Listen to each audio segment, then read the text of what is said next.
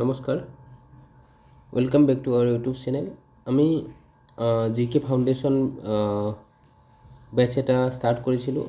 আজি তাৰে lecture number 19 হয়। জি কে ফাউণ্ডেশ্যন বেচত আমি ইণ্ডিয়ান হিষ্ট্ৰীৰ ওপৰত আমি ক্লাছ কৰি আছিলোঁ, য'ত আমি অলৰেডি এনচিয়েণ্ট হিষ্ট্ৰী আৰু মিডিয়েল হিষ্ট্ৰী কমপ্লিট কৰিলোঁ। আমি এতিয়া মডাৰ্ণ হিষ্ট্ৰী আলোচনা কৰি আছোঁ। মডাৰ্ণ হিষ্ট্ৰীৰ এটা ফাৰ্ষ্ট ক্লাছটো আমাৰ গৈছে। আমি ইউৰোপীয়সকলৰ আগমনৰ বিষয়ে পঢ়িছিলোঁ। আজি তাৰে মডাৰ্ণ হিষ্ট্ৰীৰ আমাৰ ছেকেণ্ড ক্লাছ, যি ব্ৰিটিছ যি সাম্ৰাজ্য বা এক্সপেনশ্যন অফ ব্ৰিটিছ পাৱাৰ, ব্ৰিটিছসকলৰ ক্ষমতাৰ এক্সপেনশ্যন কেনেকৈ হৈছিল, সেইবোৰ আমি আজি তথ্য আলোচনা কৰিম। চ' আটাইবোৰ আমি জি কে ফাউণ্ডেশ্যন বছৰ চ'ৰ্চবোৰ আমি বিশেষকৈ লুচেণ্টৰ পৰা আৰু এন চি আৰ টিৰ পৰা লৈছোঁ। চ' আহক আজিৰ ক্লাছটো আমি আলোচনা কৰোঁ। চ' আমি আধুনিক ভাৰতৰ ব্ৰিটিছ শক্তিৰ বিস্তাৰৰ ওপৰত আমি পঢ়িম। যি ইম্পৰ্টেণ্ট পইণ্ট হয় সেইবোৰ মই আণ্ডাৰলাইন কৰি যাম বা হাইলাইট কৰি যাম, আপোনালোকে নোট কৰি যাব কাইণ্ডলি। চ' আধুনিক ভাৰত ব্ৰিটিছ শক্তিৰ বিস্তাৰ আমি আজি আলোচনা কৰিম বংগ, মহীশূৰ, পাঞ্জাৱ আদিৰ প্ৰসংগত আমি আলোচনা কৰিম, আৰু লাষ্টত আমি ইয়াণ্ডাবু সন্ধিৰ বিষয়েও আলোচনা কৰিম।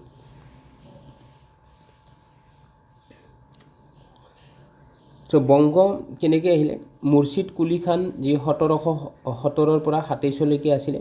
1717 চনত মোগল সম্ৰাট ফাৰুক চিয়াৰে মুৰ্ছিদ কুলি খানক বংগৰ সুবেদাৰ অৰ্থাৎ ৰাজ্যপাল হিচাপে নিযুক্তি দিছিল।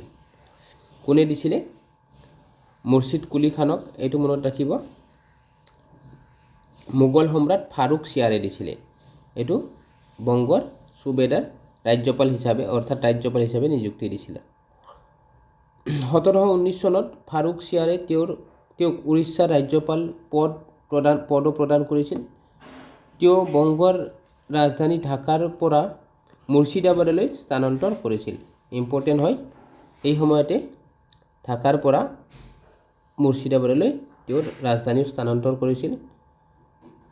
চুজাউদ্দিন 1727 পৰা 39 চন, তেওঁ আছিল মুৰ্ছিদ কুলি খানৰ জোৱাই আছিলে চুজাউদ্দিন।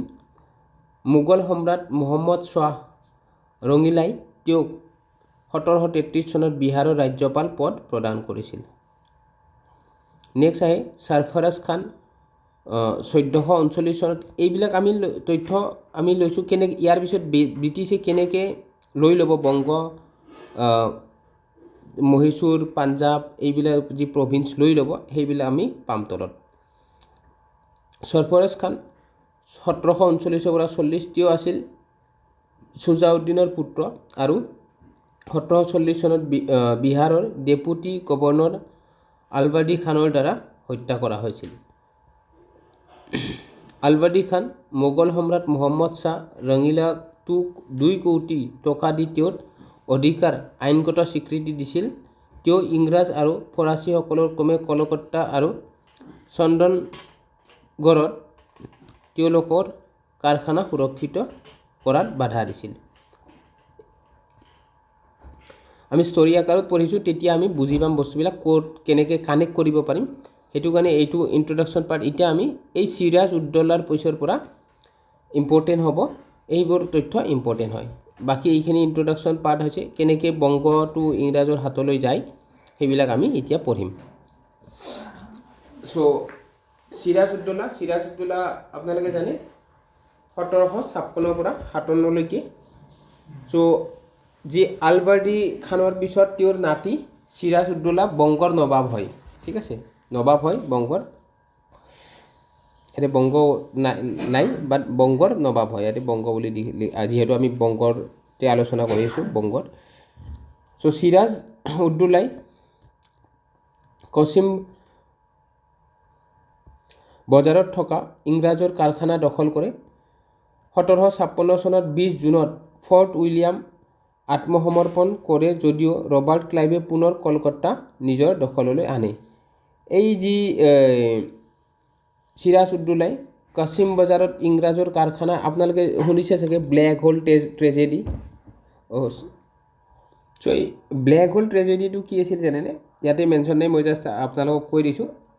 চ' ব্লেক হোল ট্ৰেজেডি হৈছিলে 20 জুন 1756 20 জুন 1756 ইম্পৰ্টেণ্ট হয়।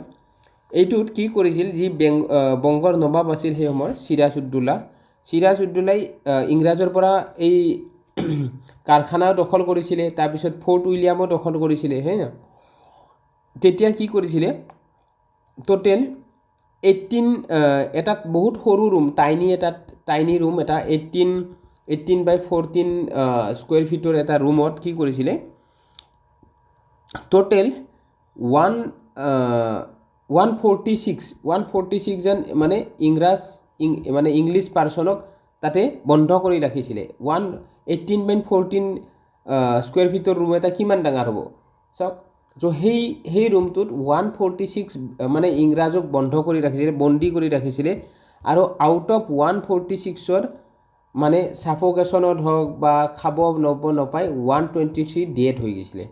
তো সেইটো বহুত ডাঙৰ ট্ৰেজেডি হৈছিলে। তাৰপিছত পলাচীৰ যুদ্ধ হয়, আৰু পলাচীৰ যুদ্ধত এই ব্লেক হোল ট্ৰেজেডিয়ে ইংৰাজসকলক মানে আৰু বহুত ক্ষোভিত কৰিছিলে। যি বংগৰ নবাব আছিল সিৰাজউদ্দৌলাই মানে এইটো বহুত এটা কি বোলে নৃশংস হত্যাকাণ্ড কৰিছিলে। এইটো একেলগে ইমান মানুহক এনেকৈ মাৰা। তো তাৰপিছত পলাচীৰ যুদ্ধ হয়, তাৰপিছত বক্সাৰৰ যুদ্ধ হয়, আপোনালোকে জানে। আমি এতিয়া জাষ্ট পঢ়ো আহক নেক্সট কি হয়। 1757 চনৰ 2 জানুৱাৰীত আলিনগড়ৰ সন্ধি স্বাক্ষৰিত হয়, যাৰ দ্বাৰা চিৰাজে সকলো দাবী মানি লৈছিল। ইয়াৰ পিছত ব্ৰিটিছে 1757 চনৰ মাৰ্চ মাহত ফৰাচী বসতি চন্দনগড় দখল কৰে, আৰু এইখিনিত তেওঁলোকক ফ্ৰান্সসকলেও হেল্প কৰিছিলে প্ৰথম পৰ্যায়ত, প্ৰথম যুদ্ধত, ঠিক আছে। 1757 চনৰ 23 জুনত পলাচীৰ যুদ্ধ সংঘটিত হয়। ষড়যন্ত্ৰৰ বাবে নবাব পৰাজিত হয়। নবাব মানে সিৰাজউদ্দৌলাক, কাৰণ ইংৰাজে যি সিৰাজউদ্দৌলাৰ মানে সেনাপতি চবকে কিনি লৈছিলে, ইভেন মীৰ জাফৰকো কিনি লৈছিলে, ঠিক আছে। চ' গোটেইবিলাকক তেওঁলোকে কিনি লৈছিলে, ইংৰাজে কিনি লোৱাৰ পিছত মানে বিশ্বাসঘাতকতা কৰে কাৰ লগত, নবাবৰ লগত। এইকেইটা আমি কোনে কৰে কুৱেশ্যন আহে এইবিলাকৰ ওপৰত, আমি সেইবিলাক আলোচনা। নিম্নলিখিত ব্যক্তিসকলে নবাবক বিশ্বাসঘাতকতা কৰিছিল: মীৰ জাফৰ, মীৰ বক্সি, তাৰপিছত মানিক চন্দ কলকাতাৰ ভাৰপ্ৰাপ্ত বিষয়া আছিলে, তাৰপিছত অমিত চান্দ বংগৰ ধনী শিখ সদাগৰ আছিলে, তাৰপিছত জগত শেঠ আছিলে বংগৰ আটাইতকৈ ডাঙৰ বেংকাৰ আছিলে, খাদিম খান আছিলে নবাবৰ বৃহৎ সৈন্যৰ সেনাধ্যক্ষ আছিলে খাদিম খান।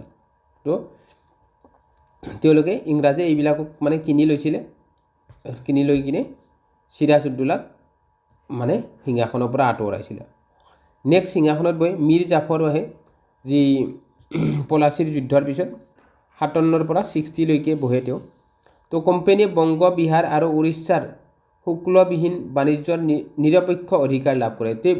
এই কি আহিলে ৰিজাল্টটো কি হ'ল, ইয়াৰ বেটেল অফ পলাচীৰ যুদ্ধত কি হ'ল, বংগ, বিহাৰ আৰু উৰিষ্যাৰ শুল্কবিহীন বাণিজ্যৰ নিৰপেক্ষ অধিকাৰ লাভ কৰে এই পলাচীৰ যুদ্ধতে, ঠিক আছে। এইটো মনত ৰাখিব। ই 24 পাৰগানাৰ জমিদাৰী লাভ কৰে,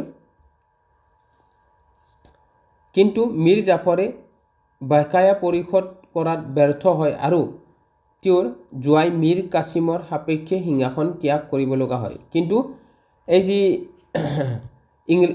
ইংৰাজসকলক তেওঁলোকে এটা এমাউণ্টটো দিব লগা হৈছিলে, আৰু সেইটো কি হৈছিলে, মীৰ জাফৰে সেইটো দিয়াত ব্যৰ্থ হয়, আৰু ব্যৰ্থ হোৱাৰ কাৰণে ইংৰাজসকলে মীৰ কাছিমক সিংহাসনত বহায়। তো তেতিয়া টোটেলি মানে ইংৰাজসকলৰ অধীনতে হৈ গৈছিলে তেওঁলোকে পলাচীৰ যুদ্ধৰ পিছত। তো মীৰ কাছিমৰ বিষয়ে পঢ়োৱা হওক। 1760 পৰা 64 মীৰ কাছিমে বৰ্ধমান, মেদিনীপুৰ আৰু চট্টগ্ৰাম সমৰ্পণ কৰে। তেওঁ ৰাজধানী মুৰ্ছিদাবাদৰ পৰা মুংগেৰলৈ স্থানান্তৰ কৰে। দস্তক শুল্কবিহীন পাছৰ দস্তকৰ অপব্যৱহাৰ কৰাৰ বাবে মীৰ কাছিম সোনকালে ব্ৰিটিছৰ ওপৰত খং উঠে আৰু বিদ্ৰোহ কৰে। তো মীৰ কাছিমে পিছত যি সিংহাসনত বহে তাৰপিছত কি হয় ব্ৰিটিছৰ ওপৰত তেওঁ বিদ্ৰোহ আৰম্ভ কৰে। অৱশ্যে ব্ৰিটিছৰ হাতত পৰাস্ত হোৱাৰ পিছত তেওঁ অযোধ্যালৈ পলাই যায়, য'ত তেওঁ অযোধ্যাৰ শাসক এইকেইটা ইম্পৰ্টেণ্ট চুজা-উদ-দৌলা, এইটো চুজা-উদ-দৌলা আৰু মোগল সম্ৰাট তেতিয়া শ্বাহ আলম দ্বিতীয়ৰ সৈতে এক মিত্ৰজোঁট গঠন কৰে, এলায়েন্স কৰে। কাৰ লগত? যি অযোধ্যাৰ শাসক আছিলে সেই সময়ত চুজা-উদ-দৌলা আৰু মোগল সম্ৰাট শ্বাহ আলম দ্বিতীয়ৰ সৈতে। অ'কে, তাৰপিছত কি হয় তেওঁলোকে বেটেল অফ বক্সাৰ কৰে। বক্সাৰ যুদ্ধ হয় 1764 চনত হয়। মীৰ কাছিম, চুজা-উদ-দৌলা আৰু শ্বাহ আলম দ্বিতীয় মনৰৰ দ্বাৰা পৰাস্ত হয়। মীৰ জাফৰক পুনৰ সিংহাসনত বহোৱা হয়। আকৌ মীৰ জাফৰকে বহায় কি বেটেল অফ বক্সাৰৰ পিছত। এতিয়া আমি পঢ়িম টোটেলি তেওঁলোকে যি পিছত শাসকবিলাক আছে। মীৰ কাছিমৰ উত্তৰাধিকাৰীসকল কি আছিলে? মীৰ জাফৰ আছিলে, এইটো আমি পালোঁ। তাৰপিছত নাজম-উদ-দৌলা আছিলে সময়ছোৱা কাৰণে। এইকেইটা ইমান ইম্পৰ্টেণ্ট নহয়। ইয়াৰে আপোনালোকে পলাচীৰ যুদ্ধ আৰু বেটেল অফ বক্সাৰৰ বিষয়ে এইখিনি মনত ৰাখিব, ঠিক আছে। আৰু কাৰ লগত তেওঁ এলায়েন্স কৰিছে মীৰ কাছিমে সেইকেইটাও ইম্পৰ্টেণ্ট পইণ্ট হয়, সেইকেইটাও আপোনালোকে মনত ৰাখিব। যিসকলে APSCৰ কাৰণে যদি আপোনালোকে প্ৰিপেৰেশ্যন কৰিছে দেন সেইটো আপোনালোকেতো ডিটেইলত চাবই লাগিব চবখিনি। মীৰ জাফৰৰ মৃত্যুৰ পিছত তেওঁৰ পুত্ৰ নাজাম-উদ-দৌলাক সিংহাসনত বহোৱা হয় আৰু 1765 চনৰ 20 ফেব্ৰুৱাৰীত এখন সন্ধি স্বাক্ষৰ কৰা হয়, যাৰ দ্বাৰা নবাবে তেওঁৰ বেছিভাগ সেনা ভংগ কৰিবলৈ আৰু কোম্পানীয়ে মনোনীত কৰা এজন উপ-সুবেদাৰৰ জৰিয়তে বংগ শাসন কৰিবলৈ সন্মত হয়। তাৰপিছত আহে ক্লাইভে এলাহাবাদৰ দুখন পৃথক সন্ধি শ্বাহ আলম দ্বিতীয় কিমান কৰে? 12 আগষ্ট 1765 কৰে। তাৰপিছত চুজা-উদ-দৌলা 16 আগষ্ট 1765 সৈতে সম্পন্ন কৰে। কোনে? ক্লাইভে, ৰবাৰ্ট ক্লাইভে। অ'কে, এইটো ইম্পৰ্টেণ্ট হয়। এইটো বেটেল অফ বক্সাৰৰ পিছত হয় এইটো। এতিয়া আমি ডুৱেল গভৰ্ণমেণ্ট অফ বেংগল চাওঁ আহক। বংগৰ দি শাসন ব্যৱস্থা, এইটো ডুৱেল গভৰ্ণমেণ্ট কেতিয়া হয়? বেটেল অফ বক্সাৰৰ পিছত আৰম্ভ হয়, 1765 পিছত আৰম্ভ হয়। তো বংগৰ দি শাসন 1765 চনত আৰম্ভ হৈছিল। অ'কে, এইটো ইম্পৰ্টেণ্ট হয়। তাৰপিছত আপোনালোকে জানে আমি পঢ়িম ৱাৰেন হাষ্টিং আহিব, হয়নে নাই? Warren Hastings governor general of Bengal হ'ব, হয়নে? তাৰপিছত ৰেগুলেটিং এক্ট আহিব, ৰেগুলেটিং এক্টৰ বিষয়ে পঢ়িম। বহুতখিনি তথ্য আমি ভালদৰে পঢ়িম। এতিয়া আমি মডাৰ্ণ হিষ্ট্ৰী যিহেতু আৰম্ভ কৰিছোঁ, ষ্টেপ বাই ষ্টেপ যাওঁ আমি, ঠিক আছে? জাম নকৰোঁ ডাইৰেক্ট। চ' মই জাষ্ট কানেক্ট, সেইটো কাৰণে আপোনালোকক কৈছোঁ প্ৰথমৰ পৰা সকলোৱে চাই আহিব, তো কানেক্ট কৰিব পাৰিব বস্তুবিলাক। কোম্পানীয়ে বংগৰ নবাব নাজম-উদ-দৌলাৰ পৰা দিৱানী আৰু নিজামত উভয় অধিকাৰ লাভ কৰিছিল। ইম্পৰ্টেণ্ট হয়, ভেৰি ইম্পৰ্টেণ্ট। দিৱানী আৰু নিজামৰ অধিকাৰো লাভ কৰিছিল কাৰ পৰা? বংগৰ নবাব নাজম-উদ-দৌলা। অ'কে, কিন্তু কোম্পানীয়ে পোনপটীয়া প্ৰশাসন আৰু ৰাজহ সংগ্ৰহৰ দায়িত্ব গ্ৰহণ কৰা নাছিল। ৱাৰেন হাষ্টিং, এই আমি পালোঁ এতিয়া 1772 চনত দি শাসন ব্যৱস্থাৰ অন্ত পেলাইছিল, হয়নে নাই? ৱাৰেন হাষ্টিঙে কি হৈছিলে? গভৰ্ণৰ জেনেৰেল অফ এই যি ডুৱেল গভৰ্ণমেণ্ট আছিলে, ডুৱেল গভৰ্ণমেণ্ট ছিষ্টেমটো ৱাৰেন হাষ্টিঙে এবলিছ কৰিছিলে 1772 চনত। তাৰপিছত তেওঁ বেংগলৰ কি হয়? গভৰ্ণৰ জেনেৰেল হয়, হয়নে? First governor general of Bengal কোন হয়? ৱাৰেন হাষ্টিং। ইম্পৰ্টেণ্ট হয়। নেক্সট আহে আমি বংগ পঢ়িলোঁ। এতিয়া আমি যি ব্ৰিটিছৰ এক্সপেনশ্যন পঢ়ি আছিলোঁ, ৰাইট? আমি বংগ কেনেকৈ তেওঁলোকে ব্ৰিটিছৰ অধীনত নিলে, কেনেকৈ এক্সপেণ্ড কৰিলে। এতিয়া আমি মহীশূৰ চাওঁ। যি মহীশূৰত এতিয়া কোন আছিলে? হাইদৰ আলী আছিলে 1761 পৰা 82 চনলৈ। হাইদৰ আলীয়ে মহীশূৰ ৰাজ্যৰ সেৱাত এজন সৈনিক হিচাপে নিজৰ কেৰিয়াৰ আৰম্ভ কৰিছিল। পিছলৈ তেওঁ দিণ্ডিগলৰ ফৌজদাৰ হৈছিল। তেওঁ ফৰাচীসকলৰ সহায়ত দিণ্ডিগলত এটা আধুনিক অস্ত্ৰাগাৰ স্থাপন কৰিছিল। 1761 চনত তেওঁ নঞ্জৰাজক যি উদয়াৰ ৰজা কৃষ্ণ ৰজা প্ৰথমৰ শক্তিশালী প্ৰধানমন্ত্ৰী ক্ষমতাচ্যুত কৰি ক্ষমতা দখল কৰিছিল যদিও কৃষ্ণ ৰজা প্ৰথমক আইনসংগত শাসক হিচাপে স্বীকৃতি দি গৈছিল। প্ৰথম এংলো এইকেইটা ইম্পৰ্টেণ্ট হয়। এতিয়া আমি এংলো মহীশূৰ যুদ্ধ পঢ়িম, এইকেইটা ইম্পৰ্টেণ্ট হয়। অ'কে, চ' প্ৰথম এংলো মহীশূৰ যুদ্ধ কেতিয়া হৈছিলে? 1766 পৰা 69 চনলৈকে। হাইদৰ আলীয়ে ব্ৰিটিছক পৰাস্ত কৰিছিল, মাদ্ৰাছৰ সন্ধি স্বাক্ষৰিত কৰিছিল। তো ভেৰি ইম্পৰ্টেণ্ট। তো প্ৰথম এংলো মহীশূৰ যুদ্ধত কি হয়? হাইদৰ আলীয়ে ব্ৰিটিছক পৰাস্ত কৰিছিল আৰু এই যি প্ৰথম এংলো মহীশূৰ যুদ্ধতে মাদ্ৰাছ সন্ধি স্বাক্ষৰ হৈছিল, এইটো ইম্পৰ্টেণ্ট হয়। অ'কে, দ্বিতীয় এংলো মহীশূৰ যুদ্ধ ৱাৰেন হাষ্টিংছে হাইদৰ আলীৰ এলেকাত থকা ফৰাচী বন্দৰ মাহে আক্ৰমণ কৰিছিল। যি বন্দৰ মাহে আছিলে সেইটো আক্ৰমণ কৰিছিলে। হাইদৰ আলীয়ে নিজাম আৰু মাৰাঠাৰ সৈতে এক যুটীয়া মৰ্চা গঠন কৰিছিল আৰু আৰাকত কৰ্ণাটকৰ ৰাজ্যৰ ৰাজধানী যেতিয়া দখল কৰিছিল। নেক্সট 1781 চনত হাইদৰ আলীয়ে প্ৰটো নোভোত আয়াৰকুটৰ দ্বাৰা পৰাস্ত হৈছিল। ইম্পৰ্টেণ্ট হয় এইটো। হাইদৰ আলী পৰাস্ত হয় 1781 চনত যি প্ৰটো নোভোত আয়াৰকুটৰ দ্বাৰা। অ'কে, চ' দ্বিতীয় এংলো মহীশূৰ যুদ্ধ সময়তে তেওঁৰ মৃত্যু হৈছিল। তো এই ছেকেণ্ড যি এংলো যুদ্ধ হৈছিলে, এংলো মহীশূৰ যুদ্ধ 1780 পৰা 84 চনলৈকে। তো এই সময়তে তেওঁৰ মৃত্যু হৈছিলে। নেক্সট আহে টিপু চুলতান 1782 পৰা 99। হাইদৰ আলীৰ পিছত 1782 চনত তেওঁৰ পুত্ৰ টিপু চুলতান শাসক হৈছিল। তেওঁ 1784 চনলৈকে দ্বিতীয় এংলো মহীশূৰ যুদ্ধ অব্যাহত ৰাখিছিল। দ্বিতীয় এংলো মহীশূৰ যুদ্ধৰ সমাপ্তি ঘটোৱা মাংগালোৰৰ সন্ধি টিপু চুলতানে স্বাক্ষৰ কৰিছিল। তো ইম্পৰ্টেণ্ট হয়। দ্বিতীয় যি এংলো মহীশূৰ যুদ্ধ হৈছিলে তাৰে ট্ৰিটি কোনে কৰিছিলে? টিপু চুলতানে স্বাক্ষৰ কৰিছিলে। অ'কে, আৰু এইটো মেংগালোৰৰ সন্ধি বুলি কয়। অ'কে, তৃতীয় এংলো মহীশূৰ যুদ্ধ 90 পৰা 92। মাৰাঠা আৰু নিজামে ব্ৰিটিছক সহায় কৰিছিল। কৰ্ণৱালিছে বেংগালুৰু দখল কৰিছিল। শ্ৰীৰংগপট্টমৰ সন্ধি 1792 অনুসৰি টিপুৱে তেওঁৰ অৰ্ধেক অঞ্চল এৰি দিবলৈ বাধ্য হৈছিল।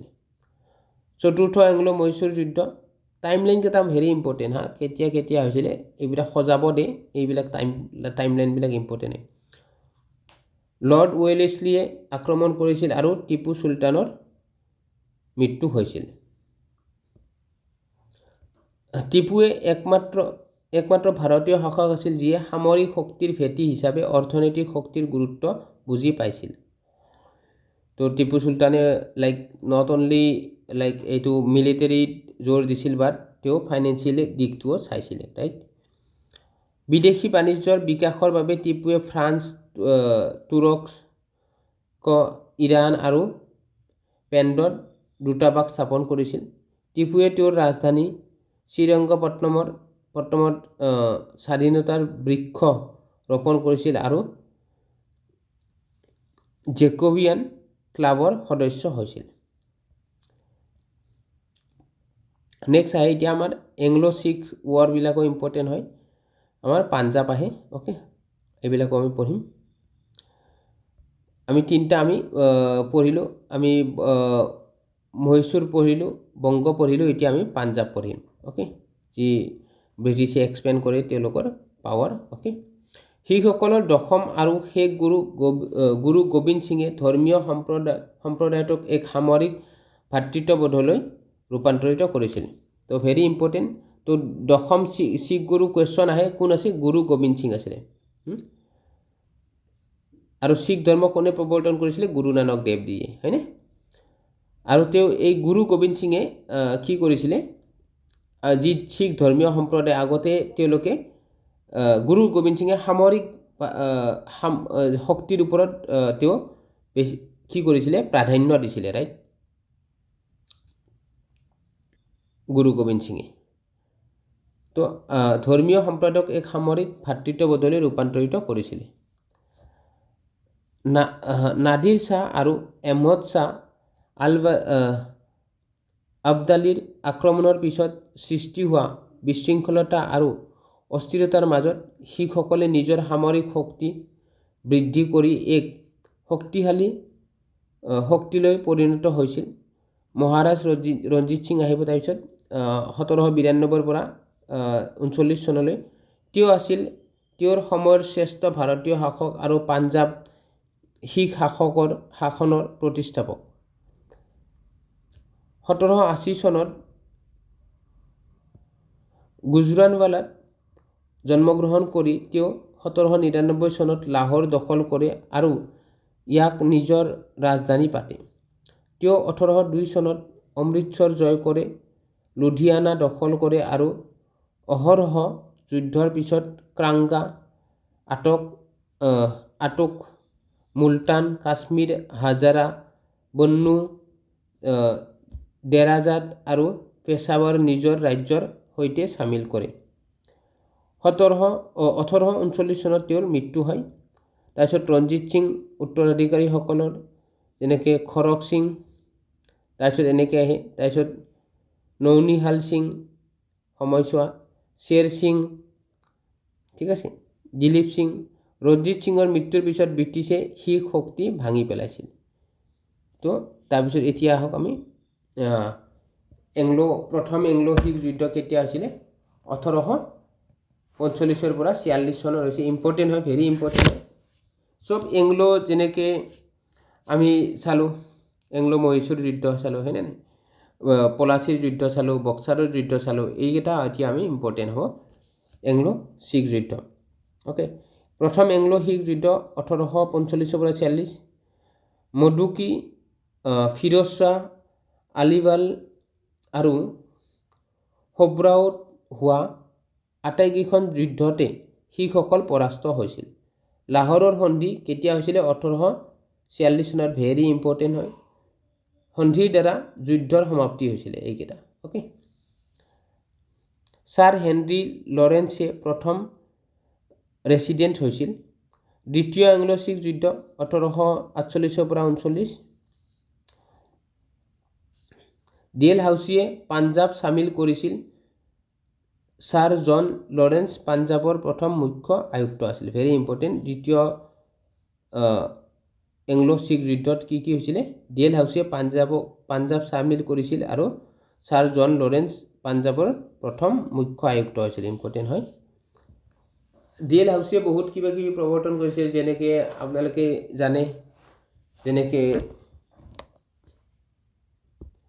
কি কৰিছিলে ডেলহাউছিয়ে, ডক্ট্ৰিন অফ লেপছ কৰিছিলে, হয়নে,